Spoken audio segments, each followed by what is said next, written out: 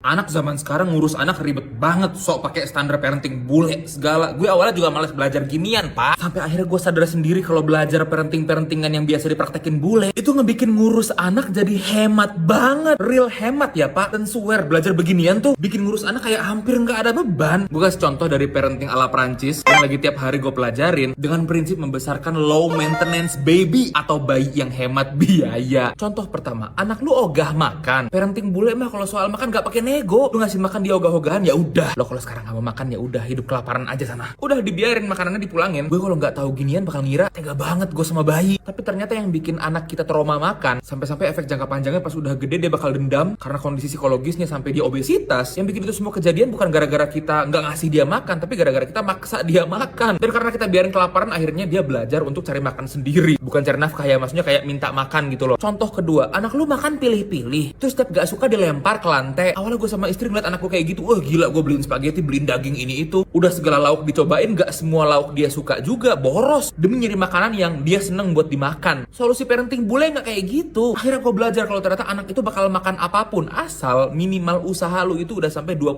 kali kasih lihat makanannya depan muka anaknya. Akhirnya gue ya udah, gue 20 kali usaha masakin telur yang sama, dia kalau gak mau ya udah terserah gak usah makan. Sampai akhirnya tiba di percobaan yang dia akhirnya mau sama telur gue, ya udah duit gue cuma habis buat telur doang. Dan sebelum kita sampai ke titik 20 kali ngasih dia makan dia nggak mau, nggak boleh kita bilang kalau dia itu pilih-milih makanan. Emang dia belum familiar aja. Kayak lu nggak pernah makan jengkol nih, jengkol kan kita yang dewasa pun nggak mau digituin. Contoh hemat duit berikutnya, bocah lu bosen, gak usah kasih mainan baru mulu. Lu ajak aja ke dapur, pura-pura centong sop ini roket yang lagi pulang ke Mars. Nih nak, karena bocah masih nggak bisa ngebedain mana yang perabotan, mana yang mainan. Contoh berikutnya yang gokil, anak lu masuk fase toddler, suka nangis nggak jelas, tantrum nggak tahu maunya apa. Nah ini asik lagi nih karena gue lagi di fase ini. Gue kemarin nonton, oh ternyata bocah itu di sekitar umur deket-deket 2 tahunan, emang itu fasenya dia suka tantrum nggak jelas tanpa ngerti kenapa. Karena katanya bayi itu baru punya perasaan, baru kayak oh gue lagi apa ya, lagi sedih ya atau lagi bingung ya. Dan tugas kita itu bukan ngasih iPad, ngasih kuota main game. Tahu nggak solusinya apa? Di stopwatch dihitung bayi itu nangis tiap hari berapa. Hari pertama nangis, oh dia sejam, oke sejam, ntar dia diem sendiri. Hari kedua 40 menit, hari ketiga oh setengah jam. Sampai ini bayi jago untuk ngatur perasaan yang dia rasain dengan sendirinya. Belajar parentingan bule itu solusi hidup. Karena coba punya anak itu kan udah boros pas lahiran, boros lagi ntar pas lu udah masuk fase dia harus sekolah. Nah seenggaknya di umur dia setahunan ke 3 tahun, banyak hal yang bisa lu pangkas supaya lu bisa menghemat dan nabung untuk masa depan anak yang udah real ngeluarin duit. Gue pengen nanya dong buat para orang tua muda yang udah pernah kebantu hidupnya sama parenting